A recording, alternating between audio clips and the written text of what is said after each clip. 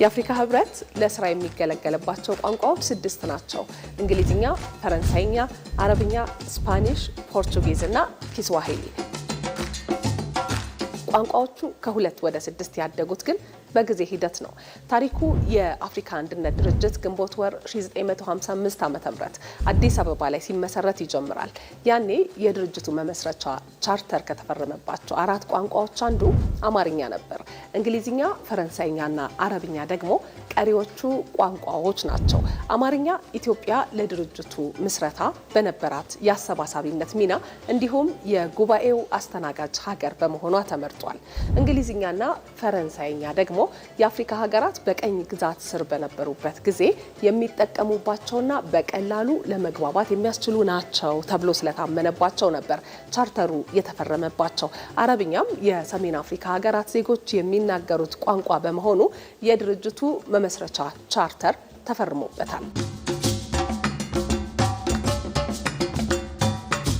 ነገር ግን ድርጅቱ ከተመሰረተ በኋላ የስራ ቋንቋ እንዲሆኑ ከተመረጡ ቋንቋዎች መካከል አማርኛና አረብኛ አልተካተቱም። እንግሊዝኛና ፈረንሳይኛ የአፍሪካ አንድነት ድርጅት የስራ ቋንቋ ስለመሆናቸው በቻርተሩ አንቀጽ 29 ላይ ተደንግጓል። በ1966 ዓ.ም በ11ኛው የድርጅቱ የመሪዎች ጉባኤ ሶማሊያ ሞቃዲሾ ላይ የሰሜን አፍሪካ ሀገራት በስፋት የሚጠቀሙበት ነው በሚል አረብኛ የስራ ቋንቋ እንዲሆን ተወሰነ።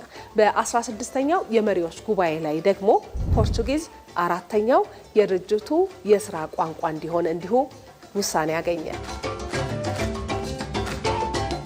እንዲህ እያለ የአፍሪካ አንድነት ድርጅት ወደ አፍሪካ ህብረትነት ሲለወጥ በህብረቱ መመስረቻ አንቀጽ ላይ የህብረቱ የስራ ቋንቋዎች ከተቻለ የአፍሪካ ቋንቋዎች እንዲሁም ቀድሞ የነበሩት 4ቱ ቋንቋዎች ይሆናሉ የሚል ድንጋጌ ተቀመጠ። ከዚህ በኋላ ነው ስፓኒሽ እና ኪስዋሂሊ የህብረቱ ተጨማሪ የስራ ቋንቋዎች እንዲሆኑ የተወሰነው። አሁን ላይ ህብረቱ 6 የስራ ቋንቋዎች ቢኖሩትም ከነዚህ መካከል አፍሪካ በቀል የሆነው ኪስዋሂሊ ብቻ ነው። ቋንቋው በአህጉሪቱ ብዙዎች ይናገሩታል በሚል ምክንያት የህብረቱ የስራ ቋንቋ ቢሆንም ብቸኛው አህጉራዊ ቋንቋ መሆኑ ግን አሁንም አፍሪካ በቀል ቋንቋዎች በህብረቱ ትኩረት እንዳላገኙ ማሳያ ነው። ከሴማዊ ቋንቋዎች ከአረብኛ ቀጥሎ ብዙ ተናጋሪዎች ያሉት አማርኛም እስካሁን ድረስ የህብረቱ የስራ ቋንቋ አልተደረገም። አማርኛ አብዛኞቹ ተናጋሪዎቹ ኢትዮጵያውያን ቢሆኑም በጅቡቲ፣ በኤርትራ እንዲሁም በሱዳን አዋሳኝ አካባቢዎች ላይ በስፋት የሚነገር ቋንቋ ነው።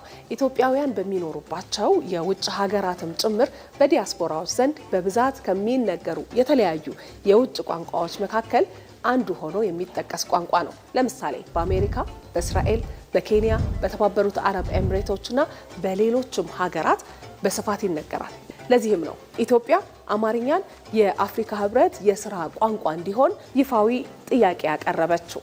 በወቅቱ የኢትዮጵያ ውጭ ጉዳይ ሚኒስትር የነበሩት የዛሬው ፕሬዝዳንት ታዬ አጽቀሥላሴ ኢትዮጵያ ያቀረበችው ጥያቄ ከአፍሪካ 2063 አጀንዳ ጋር የሚጣጣም መሆኑን አንስተዋል።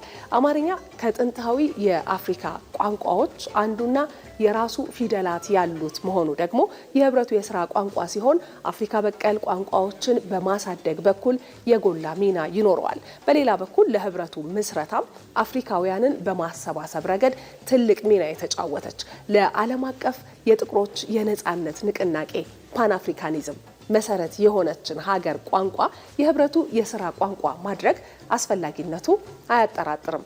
ያን ብቻ ሳይሆን ህብረቱ የአፍሪካን የቋንቋ ብዝሃነትና የጋራ ማንነት ለማጠናከር የያዘውን ውጥን እንዲያሳካም ያግዘዋል።